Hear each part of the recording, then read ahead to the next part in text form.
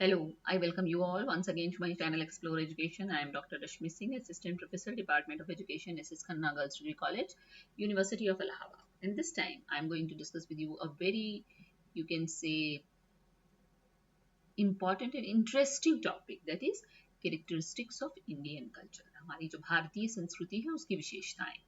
हम सभी अपनी भारतीय संस्कृति को पसंद करते हैं, अप्रिशिएट करते हैं, उसका आदर करते हैं, सम्मान करते हैं और उसकी बहुत सारी विशेषताओं के बारे में जानते भी हैं।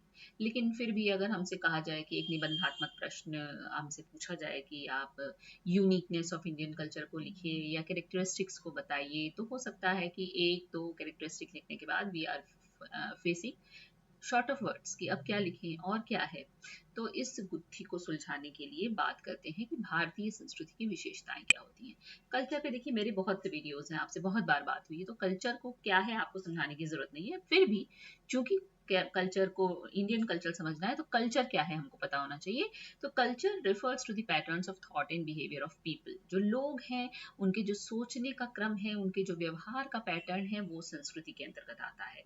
इसके अंतर्गत हमारे मूल्य आते हैं, हमारे विश्वास आते हैं, हम कैसे व्यवहार करते हैं ये आता है, और हमारे सोशल पॉलिटिकल और इकोनॉमिक ऑर्गेनाइजेशंस जो हैं उनका पैटर्न आता है। These are passed on from one generation to the next. एक पीढ़ी से दूसरी पीढ़ी तक संस्कृति पास ऑन होती है by formal as well as informal processes. उसके लिए हमारे लिए औपचारिक भी प्रक्रिया है और अनौपचारिक भी है। हम जानते हैं कि शिक्षा का काम कल्चर को ट्रांसमिट करना है, इसके अलावा परिवार भी ये काम करता है, कम्युनिटी भी करती है, सोसाइटी भी करती है। Culture consist of the ways in which we think and act as a member of society. Culture के अंतर्गत वो सभी तरीके आते हैं जिसमें हम एक समाज के सदस्य के रूप में सोचते हैं और काम करते हैं। Thus all the achievements of group life are collectively called culture. तो जो हमारा समूह है, जो हमारा समुदाय है, उसकी जो उपलब्धि है उसको भी आप सम्मिलित रूप से कल्चर कह सकते हैं। Culture is A way of life. संस्कृति जीवन जीने का तरीका है। All the achievements of human beings as members of social groups can be called culture. हमारी जितनी भी उपलब्धियां आज तक हमने हासिल की हैं एक सामाजिक समूह के सदस्य के रूप में, उन सबको आप संस्कृति की संज्ञा दे सकते हैं। इसके अंतर्गत art, music, literature, architecture, sculpture, philosophy, religion and science, है ना, सब तो हमने अचीव किया है। कला, संस्कृति, आपका गायन, वादन, नृत्य, है ना, आर्किटेक्चर, दर्शन, धर्म, विज्ञान, सब कुछ can be seen as aspects of culture. ये सब संस्कृति के ही एस्पेक्ट हैं। However, culture also includes the customs, traditions, festivals, ways of living and one's outlook on various issues of life. इसके अतिरिक्त भी है कल्चर, हमारी जो परंपराएं हैं, हमारे जो त्योहार हैं, हमारे जो जीने के तरीके हैं, और हम जिंदगी के विभिन्न पहलुओं को किस तरीके से देखते हैं, ये भी संस्कृति है। The most quoted definition of culture is attributed to British anthropologist Edward Taylor. Edward Tyler की definition जो है वो सबसे ज्यादा कोट की जाती है कल्चर के मामले में। Who defined it as, इसको आपको याद कर लेना चाहिए कि culture is that complex whole. सबसे बड़ी बात कॉम्प्लेक्स है, इतना आसान नहीं है। कल्चर होल है, आप इसको टोटलिटी में लेंगे, आप संपूर्णता में संस्कृति है, बिखरी नहीं है, टूटी हुई टुकड़ों में नहीं है। इसके अंतर्गत ज्ञान आता है, विश्वास आता है, हमारी कला आती है, हमारी नैतिकता, हमारे नियम, हमारे customs and any other capabilities and habits acquired by man as a member of society. मतलब समाज के सदस्य के रूप में हमने आपने पर्सनली क्या अचीव किया इससे मतलब नहीं है, समाज के सदस्य के, यानी कि समाजोपयोगी होना चाहिए। वो समाज के सदस्य के रूप में मनुष्य ने जो कुछ भी आदतें और योग्यताएं एक्वायर की हैं वो सब भी कल्चर के कॉम्प्लेक्स होल का हिस्सा है। This definition, presented in his 1871 book, Primitive Culture, is widely recognized as a foundational concept in the field of anthropology and beyond. ये परिभाषा 1871 में उनकी बुक आई थी प्रिमिटिव कल्चर, उसमें कोट की गई थी, और ये एक फाउंडेशनल कंसेप्ट मानव विज्ञान और अलग अनुशासनों में भी माना जाता है। कल्चर, है ना, सोशियोलॉजी में पढ़ते हैं, एजुकेशन में पढ़ते हैं, एंथ्रोपोलॉजी में पढ़ते हैं, है ना। फिर अब बात करते हैं वो जिस बात करने के लिए हम यहाँ पर आए हैं कि इंडियन कल्चर की कैरेक्टरिस्टिक्स क्या क्या है। तो बहुत सारी है, बहुत सारी। इतना बताने के बावजूद भी हो सकता है कि कुछ रह जाए, छूट जाए मुझसे।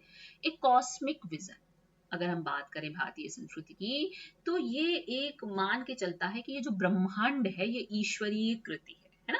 दी फ्रेमवर्क, कॉस्मोस, ब्रह्मांड को कहते हैं, लौकिक कह सकते हैं आप। लौकिक एक दृष्टि, एक विजन रखता है भारतीय संस्कृति कि the framework of Indian culture places human beings within a conception of the universe as a divine creation. यानी कि यूनिवर्स जो है वो डिवाइन क्रिएशन है और ह्यूमन बींग उसके अंदर एक हिस्सा है।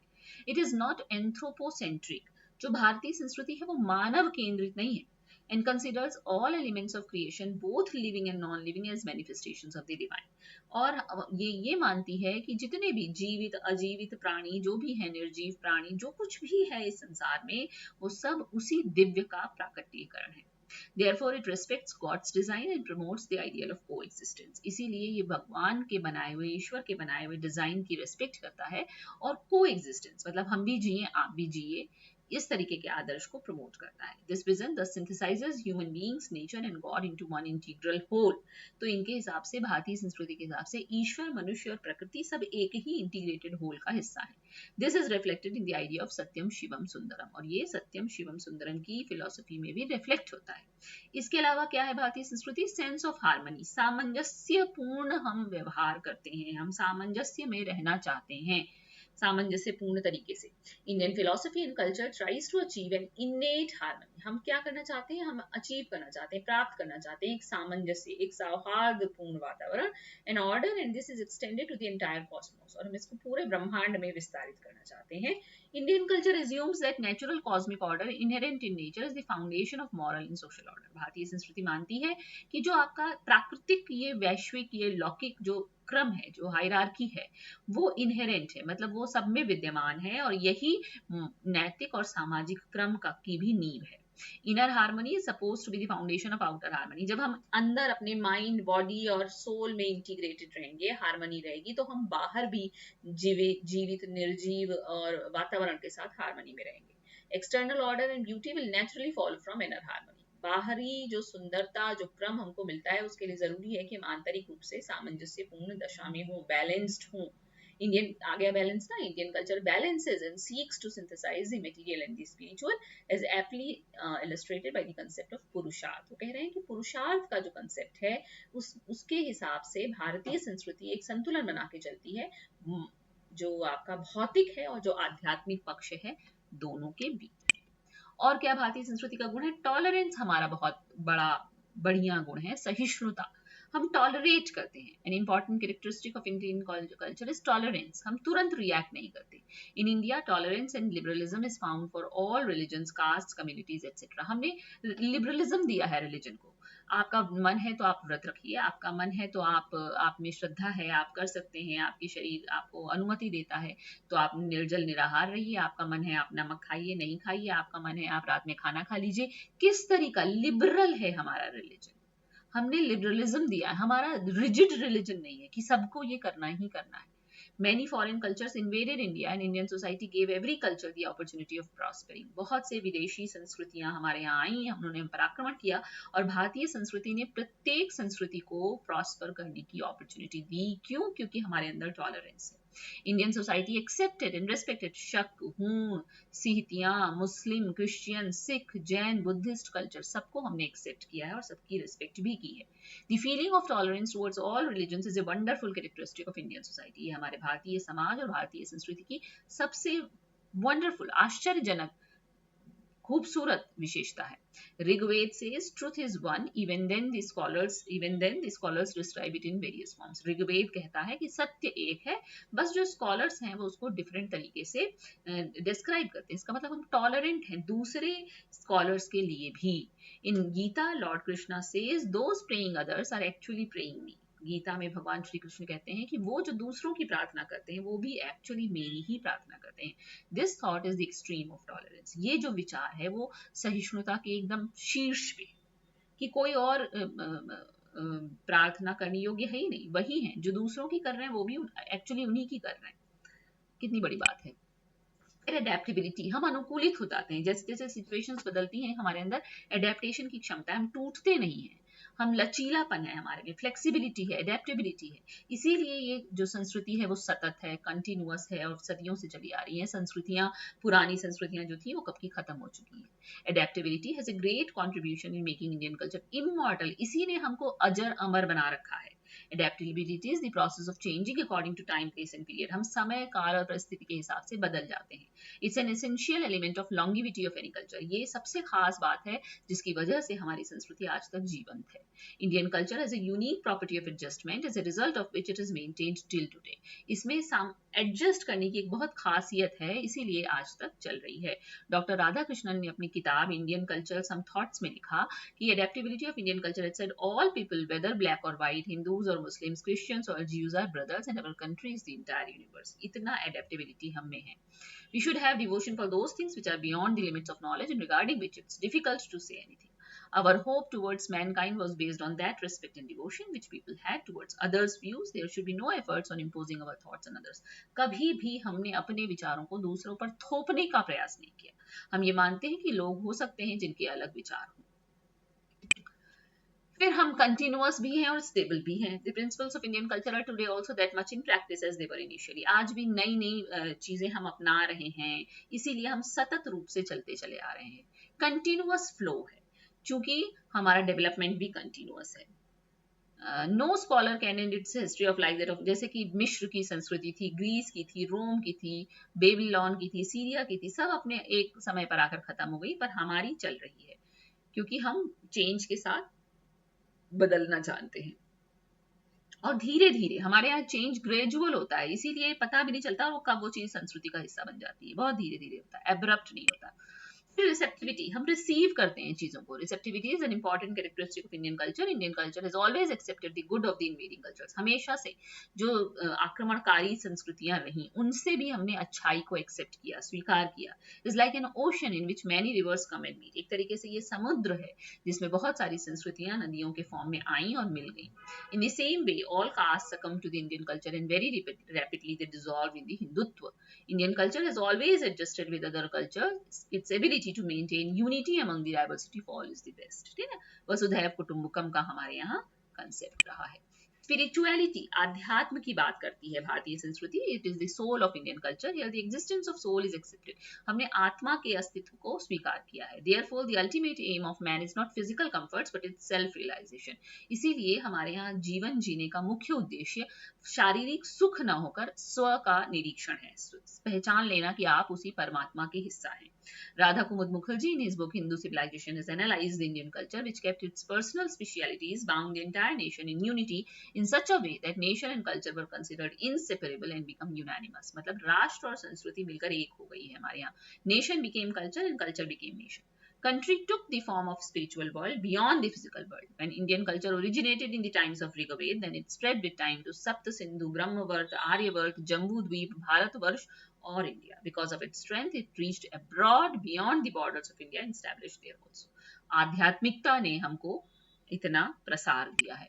फिर रिलीजियस डोमिनेंस है, हमारे यहाँ धर्म की प्रधानता रही है. Religion has a central place in Indian culture. Veda, Upanishad, Purana, Mahabharata, Gita, Tripitaka, Quran, Bible effect the people of Indian culture, है ना.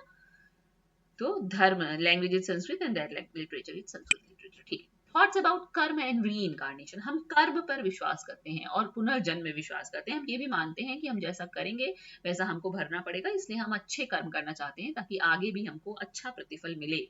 The concept of action and reincarnation of special importance in Indian culture. It is believed that one gains virtue during good action and takes birth in higher order in his next birth and spends a comfortable life. अगर हम आज अच्छा करेंगे तो उसका प्रतिफल हमको अगले जन्म में मिलेगा और हम तब एक बढ़िया जीवन व्यतीत करेंगे, ऐसा मानते हैं हम लोग, है ना. A man gets the fruit as per the action he does. एक मनुष्य को उसी तरीके का फल मिलता है जिस तरीके के वो काम करता है.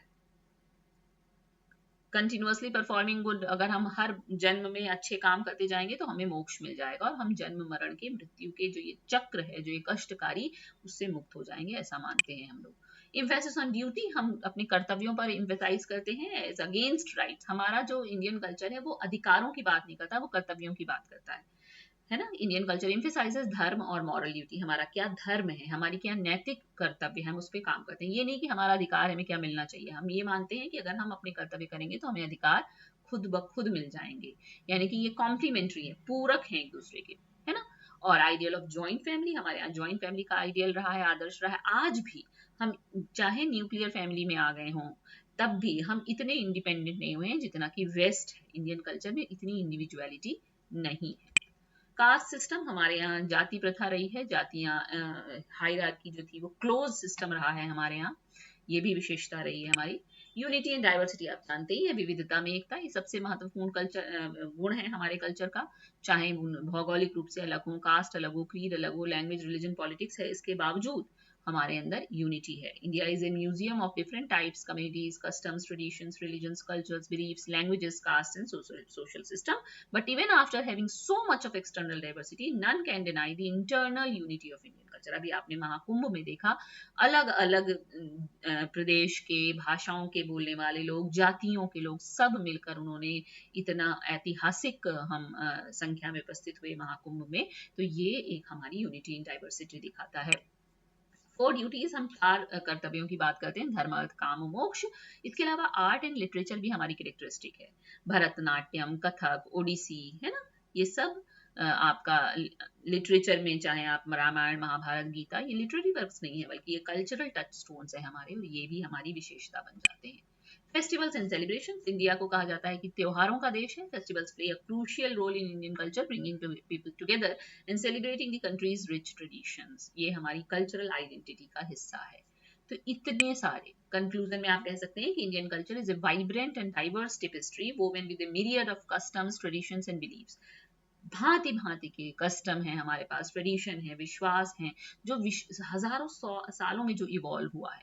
It's rich heritage is reflected in historical significance, diversity and pluralism, spirituality and philosophy, artistic expression, it's cuisine and festivals. ये कहाँ कहाँ दिखता है हमको? ये हमारी रिच जो कल्चरल हेरिटेज है, वो हमारी ऐतिहासिक महत्ता है, हमको विविधता दिखती है, प्लूरलिज्म है, आध्यात्म है, दर्शन है, हमने कैसे कैसे आर्टिस्टिकली उसको एक्सप्रेस किया है, हमारे खान पान में मिलती है, हमारे त्योहारों में मिलती है। Indian culture's uniqueness lies in its ability to adapt and evolve. हमने क्या, हमारी सबसे बड़ी विशेषता ये है कि हम समय काल परिस्थिति के हिसाब से अनुकूलित हो जाते हैं और इवॉल्व भी होते हैं, जबकि हम अपने रूट्स को पकड़े हुए हैं। Its impact is felt globally, वैश्विक रूप से भारतीयता और भारतीय संस्कृति की बात होती है, inspiring people world wide with vibrant customs, spiritual philosophies and artistic expressions. As India progresses in the 21st century, its culture continues to thrive, reflecting the country's resilience and creativity. तो बहुत बहुत कुछ है भारतीय संस्कृति में बताने के लिए, तो इतना पर्याप्त है। आप और इसको एक्सपेंड कर सकते हैं, और पॉइंट्स इसमें पढ़ के ढूंढ के जोड़ सकते हैं, but these much points are very much sufficient for you to understand what Indian culture is. What are the characteristics of Indian culture? So thank you, and don't forget to like and subscribe my channel, Explore Education.